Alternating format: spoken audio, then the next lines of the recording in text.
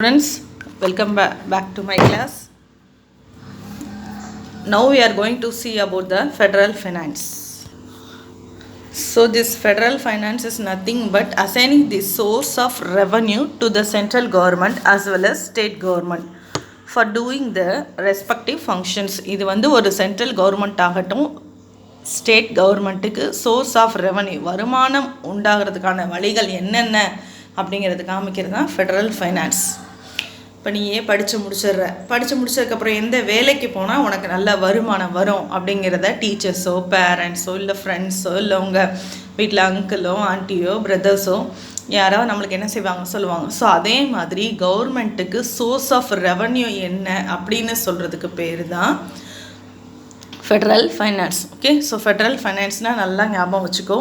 assigning the source of revenue to the central government as well as state government for during their activities.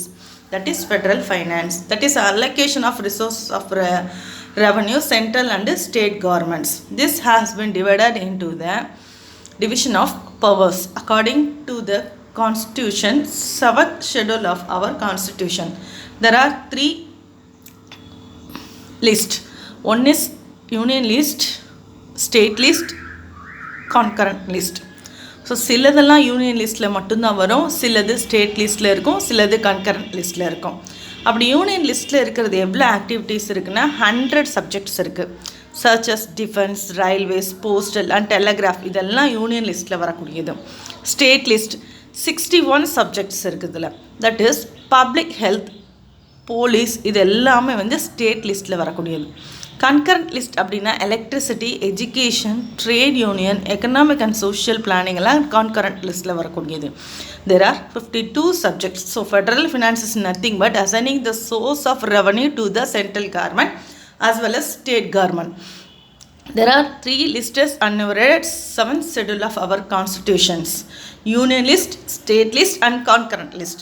Union 3 lists in here as per this 7th schedule of our constitution. What are they? Union list, state list, concurrent list. Union listed 100 subjects, 61 and 52 in concurrent subjects. Next we will see one by one what are the taxes in union அப்படின்னு பார்க்கலாம்.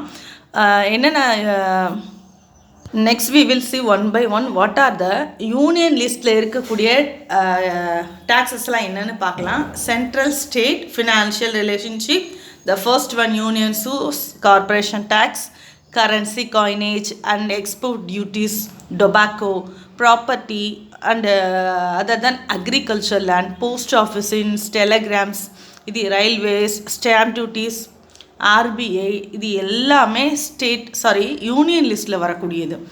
Next one state list. State லிஸ்ட்டில் என்னென்னலாம் இருக்குன்னா capitation tax, duties in respect of succession to agriculture land, alcohol, liquor, estate duty, fees in respect of any other of the matters in the state list, land revenue, stamp duty, land revenue இது எல்லாமே ஒரு சிலது மட்டும் ஞாபகம் வச்சுக்கோ. ஒரு இதில் வந்து stamp duty, land revenue, estate duty இது எல்லாமே ஸ்டேட் லிஸ்ட்டோடையது. அதே மாதிரி அக்ரிகல்ச்சர் இருந்து வரக்கூடிய இன்கம்க்கு டேக்ஸ் யார் கொடுப்பாங்க அப்படின்னா ஸ்டேட் கவர்மெண்ட் கொடுக்கும். சரியா, அக்ரிகல்ச்சர், லேண்ட், பில்டிங் எல்லாமே வந்து ஸ்டேட்டு. சிமிலர்லி க்யூர் எலக்ட்ரிசிட்டி, அதே போல் வந்து எலக்ட்ரிசிட்டி இது எல்லாத்துக்குமே ஸ்டேட் லிஸ்ட் தான் போடுவாங்க. சரியா, ஸோ நிறைய கொடுத்துருக்காங்க பாரு. Vehicles, tax on vehicles, animals force, newspaper, profession. Next one limit collected by the union but assign to the state. ஓகேவா, இப்போ வந்து டேக்ஸ் யார் லெவி பண்ணி கலெக்ட் பண்ணுவாங்கன்னா யூனியன். ஆனால் அந்த வேலையை பண்ணுறது யாருன்னா ஸ்டேட் கவர்மெண்ட் தான் பண்ணும். ஸோ இந்த ஆர்டிக்கல் வந்து 269 the central government assign on levy the tax duties to the particular aspects but it is collected by the state. அது என்னென்ன அப்படின்னு பார்த்தா duties respect of succession to property other than agriculture. சரியா, other than அக்ரிகல்ச்சரில் வரதெல்லாம் இவங்க தான் collect பண்ணுவாங்க. நெக்ஸ்ட்டு வந்து estate duty, tax and railway fares, stamp duty, sale or purchase of newspaper and advertisement இது ரொம்ப இம்பார்ட்டன்ட், அதிகமாக கேட்பாங்கன்னு நினைக்கிறேன். சரியா, அக்ரிகல்ச்சர் வரக்கூடிய இன்கம்க்கு டேக்ஸ் யார் போடுவாங்கன்னா ஸ்டேட் கவர்மெண்ட் தான், சென்ட்ரலுக்கு கிடையாது. அக்ரிகல்ச்சர், லேண்ட், பில்டிங் எல்லாமே ஸ்டேட்டு. சிமிலர்லி எலக்ட்ரிசிட்டி, அதே போல் வந்து எலக்ட்ரிசிட்டி, இது எல்லாத்துக்குமே ஸ்டேட் லிஸ்ட்லாம் போடுவாங்க. சரியா, நிறைய இருக்குது. Vehicles, tax on vehicles, animals and boats, newspaper, profession. Next one பாரு, levied collected by the union but assign to the state. ஓகேவா, இப்போ வந்து டேக்ஸ் யார் லெவி பண்ணி கலெக்ட் பண்ணுவாங்கன்னா யூனியன். ஆனால் அந்த வேலையை பண்ணுறது யாருன்னா ஸ்டேட் கவர்மெண்ட் தான் பண்ணும். இந்த ஆர்டிக்கல் வந்து 269. Okay, the central government assign on levy the tax duty to the particular aspects but it is collected by the state. அது என்னென்னா duties respect of succession to property other than agriculture land. Other than agriculture land அதை தவிர மற்ற எல்லாத்தையும் இவங்க தான் collect பண்ணுவாங்க. Next one, estate duty, tax on railway fares, stamp duties, sale or purchase of newspaper and non advertisement. So இது அதிகமாக கேட்பாங்கன்னு சொல்லியிருக்கேன். Sale and purchase of duties and taxes on goods and passengers ரயில்வேயில் இருக்கிறது, news paper purchase, இது எல்லாமே வந்து assign பண்ணுறது சென்ட்ரல் கவர்மெண்ட், கலெக்ட் பண்ணுறது ஸ்டேட் கவர்மெண்ட். ஓகேவா, and next one is a concurrent list. Okay, state sources capitation levied by the union but collected and appropriate in states. இங்கே இருக்கிறதா ரொம்ப ஞாபகம் வச்சுக்கணும். Union territory by the government of India and the states within which such duties are respectively leviable. Tax on income other than agriculture, union duties. இது மட்டும் இதில் நீ ஞாபகம் வச்சுக்கோ. இது ஃபெட்ரல் ஃபைனான்ஸ்னால் என்னன்னு மட்டும் ஞாபகம் வச்சுக்கோ. யூ பி எக்ஸ்பெக்டட்னா 1 mark question. Assigning the income, source of income for the central government as well as state government. Federal finance 3 list இருக்குது. என்னென்னா union list, state list and concurrent list. 162 52 subjects. சரி, அதில் என்னென்ன வரும்ன்றதை ஒரு கிளான்ஸ் ரீட் பண்ணிக்கோ. அதில் 1 mark கேட்கக்கூடிய கொஸ்டினாக இருக்கும். சரியா, நெக்ஸ்ட் டாபிக்கு principles of federal finance. In the case of federal system of finance, the following main principles must be applied. Why we are following the federal finance? We have to follow the certain principles. They have given in 9 important principles. The first one is principles of principle of independence, equity, uniformity, adequacy, physical access, internation and coordination, efficiency, administrative economy, principles of accountability. We will say independence. Independence is nothing but word it itself giving a meaning into. So each government independence is nothing but the word itself it will give a meaning to. So each government should be autonomous and free about the internal financial matters. So the central government should not interfere, the state government should not interfere in the revenue source of central government. So each government should be autonomous and free in internal financial matters.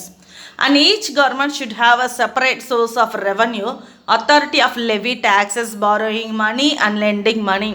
So 2 government இருந்தாலும் ஒரு கவர்மெண்ட்டுக்கு என்ன source of revenue இருக்குது, ஒவ்வொரு கவர்மெண்ட்டும் இண்டிவிஜுவலாக இருக்கணும், அட்டானமஸாக இருக்கணும். மணி எவ்வளோ டேக்ஸ் பண்ணணும், எப்படி பாரோ பண்ணணும், எவ்வளோ பாரோ பண்ணணும், எவ்வளோ வந்து அவங்க கொடுக்கணும் அப்படிங்கிறதெல்லாம்.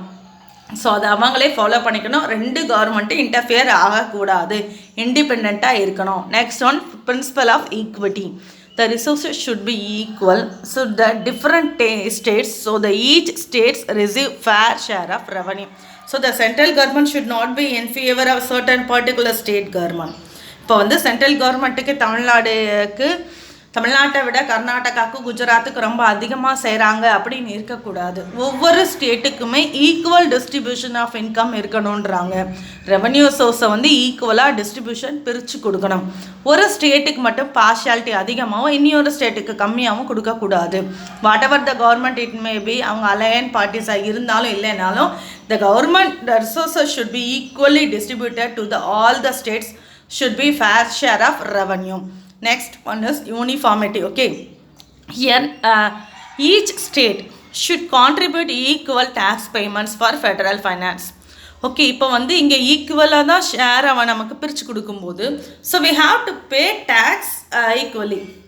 But in reality It in practice is not followed because the capacity of each unit is not as the same. Okay, இது யூனிஃபார்மிட்டியாக கொடுக்கணும்னு சொல்கிறாங்க. ஆனால் அந்த ஒவ்வொரு இண்டிவிஜுவல் ஸ்டேட்டுடைய கெப்பாசிட்டியை பொறுத்து தான் கலெக்ட் பண்ண முடியும். இப்போ அந்த ஸ்டேட்டுக்கு பர்டிகுலர் ஸ்டேட்டுக்கு பே பண்ணக்கூடியதே இல்லை, எபிலிட்டியே இல்லைன்னா கவர்மெண்ட் வந்து மறுபடியும் டேக்ஸ் இம்போஸ் பண்ணுறதுல அர்த்தமே இல்லாமல் போயிடும். So it is not in practice. Next ஒன்று is principle of adequacy of resource. Okay, இந்த ரிசோர்ஸஸ் வந்து அடிக்குவசி நம்ம கொடுக்குறதும் அவங்களுக்கு ஈக்குவலாக கொடுக்கணும்னு சொல்கிறாங்க. Okay, should be carried out its function. The resources of each government should be carried out its functions. அப்போ ரிசோர்ஸ் எப்படி இருக்கணும்? Elastic to meet the growing needs and enforcing expenditure. இந்த ரிசோர்ஸஸ் வந்து எப்படி இருக்கணுமா? எலாஸ்டிக்காக இருக்கணும், எப்போனாலும் அதிகமாகவும் இருக்கணும், குறைச்சிக்கவும் செய்யணும். ஸோ எதுக்காகனா நம்மளுடைய நீட்ஸ் சாட்டிஸ்ஃபைட் பண்ணுறதுக்காகவும் அன்ஃபோர்ஸன் எக்ஸ்பெண்டிச்சரை மீட் பண்ணுறதுக்காகவும் இருக்கணும். Next one, fiscal access. This fiscal access is nothing but the possibility for the central and state government to develop new source of revenue. Okay, இப்போ ஏற்கனவே என்கிட்ட இவ்வளோ சோர்ஸ் ஆஃப் ரெவன்யூ தான் இருக்குது, அதை வச்சே நாங்கள் மேனேஜ் பண்ணிக்கிறோன்னு சொல்ல முடியுமா? நீயே ஒரு வேலைக்கு போகிற, ஃபஸ்ட்டு சேரும்போது உனக்கு இன்கம் குறைவாக தான் இருக்கும், போக போக நீ வந்து இன்கம் அதிகப்படுத்துறதுக்கு என்ன வழியோ அதை நீ பண்ணுவ. உனக்கு ஏதாவது ஸ்கில் டெவலப் பண்ண வேணும்னா அதை நீ ட்ரைனிங் கிளாஸ் போவ இல்லையா? ஸோ ஏன்னா your started increasing your needs increase ஆகும்போது அந்த நீட்ஸை மீட் பண்ணுறதுக்காக உன்னுடைய ரெவன்யூ அதிகப்படுத்திகிட்டே போவேன். So same thing that is what a principle of physical access. இப்போ கவர்மெண்ட் வந்து புது சோர்சஸ் ஆஃப் ரெவன்யூவே அவன் கண்டுபிடிச்சிட்டே இருக்கணும். ஏன்னா பாப்புலேஷன் இப்போ இன்க்ரீஸ் ஆகிட்டே இருக்குது, அன்ஃபோர்ஸ்ட் எக்ஸ்பெண்டிச்சர் இன்க்ரீஸ் ஆகிட்டே இருக்கும்போது so they are in a position to find out a new source of income for the government to run their government clearly. Okay, next one, principle of integration and coordination. Their financial system நல்ல work ஆகணும் அப்படின்னா there should be a perfect coordination among different layers of the financial system. இது 1 by 1 man to 1 manன்றது கிடையாது, நிறைய different layers இருக்குது. அப்போ எல்லா லேயரில் இருக்கிறவங்களும் பர்ஃபெக்டாக ஒர்க் பண்ணணும். அப்போ அந்த இன்டெக்ரேஷன் கோஆர்டினேஷன் இருந்தால் தான் this will be more effective. Next one is efficiency. Efficiency is nothing but no one should be taxed nor one ends a year. So double taxation should be avoided. So இப்போ வந்து ஒருத்தருக்கு வருஷத்தில் ஒரு தடவை தான் tax வந்து impose பண்ணணும். தெரியாமல் பண்ணிட்டோம் அப்படிங்கிறதுக்காக 2 தடவை 3 தடவை ஒருத்தருக்கு இம்போஸ் பண்ணக்கூடாது. Efficiency. Next one is administrative economy. Is nothing but the cost of collecting their revenue should be minimum level. The டேக்ஸை லெவே பண்ணிடுறான், அதை கலெக்ட் பண்ணுறான், அதுக்கு உண்டான செலவை வந்து மினிமம் லெவலாக இருக்கணும். So the major portion of revenue should be available for the other expenditure. 100 ரூபாய் நம்மளுக்கு கலெக்ட் ஆகணும், அதுக்காக நம்ம வந்து 90 ரூபாயை செலவு பண்ணுறதுங்கிறது தவறான செயல் இல்லையா? ஸோ அப்போ 10 ரூபா தான் மிச்சம் இருக்கும், அந்த 10 ரூபாய்க்காக நம்ம 90 ரூபாய் செலவு பண்ண முடியாது. அப்போது அந்த cost of collection should be minimum level and the major portion of revenue should be spent for other expenditures. So next one is principle of accountability. Whatever the government it may be, whether it is a central government or a state government, they are in a position to accountable to his own legislature.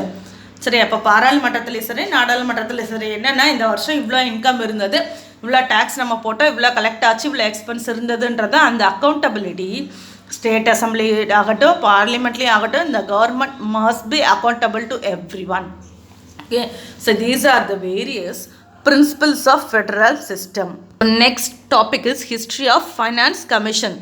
So last year நீ 11th standardல planning commission படிச்சிருப்ப இல்லையா? ஒவ்வொரு 5 இயர்ஸுக்கும் ஒவ்வொரு planning commission பண்ணுவாங்கன்னு, அதே மாதிரி தான் finance commissionும் every once in 5 years. சரியா, 5 years once தான் பண்ணுவாங்க. And it is a quasi judicial body. இது எந்த ஆர்டிகல் ஆஃப் இந்தியன் கான்ஸ்டியூஷன் அப்படின்னா 280. Under the article 280 of Indian constitution the finance commission was set up at in a quasi judicial body. First எப்போ establish பண்ணாங்கன்னா 1951. எதுக்காக இந்த finance commission கொண்டு வந்தாங்கன்னா to define the physical relation between framework between the central and the state government. சென்ட்ரலுக்கும் state கவர்மெண்ட்டுக்கும் உள்ள fiscal relationship என்னங்கிறத பார்க்குறதுக்கு பேர் தான் finance commission. Are you clear? 3 points to remember. Under 280 of the article finance commission set up and it was a quasi judiciary body. 1951 it was established in to describe or define relationship between the central and the state government. அதோட ரிலேஷன்ஷிப்புக்கு தான் first கொண்டு வந்தாங்க. Okay, and இதோட aim என்ன அப்படின்னா aim to reduce imbalance between the central and the state. Okay, இப்போ வந்து central கவர்மெண்ட்டுக்கும் state கவர்மெண்ட்டுக்கும் உள்ள இம்பேலன்ஸை ரெடியூஸ் பண்ணணும். And also between the states. வெறும் சென்ட்ரல் கவர்மெண்ட்டுக்கும் ஸ்டேட் கவர்மெண்ட்டுக்கும் மட்டும் கிடையாது, ஸ்டேட்டுக்குள்ளேயுமே இருக்கக்கூடிய ப்ராப்ளத்தையும் சால்வ் பண்ணுறது, ரிலேட்டிங் டு ஃபினான்ஷியல் மேட்டர்ஸை சால்வ் பண்ணுறதுக்கு இதோட aim. So what is the aim of Finance Commission? So reduce the imbalance between the center and the state government and also states. And once in every 5 years this commission was set up. And 2 years before a period is a normal temporary body. So இது என்ன சொல்கிறாங்கன்னா 5 இயர்ஸ்க்கு set பண்ணணும் அப்படின்னா 2000 to 2005 ஒரு period முடியுது அப்படின்னா அந்த 2005க்கு முன்னாடி 2 இயர்ஸுக்கு 2003லேயே ஒரு டெம்பரவரி பாடியை செட் பண்ணிடுவாங்க. ஸோ அவங்க அடுத்த 5 இயர்ஸ்க்கு என்னெல்லாம் பண்ணணுங்கிறத ப்ரிப்பேர் பண்ணி பிரசிடெண்ட்டுக்கு கொடுப்பாங்க. ஆனால் அந்த 2005க்கு அப்புறமா தான் இது இஃபெக்டிவாக வரும். ஓகேவா, பிளானிங் பீரியடுக்கு வரும்.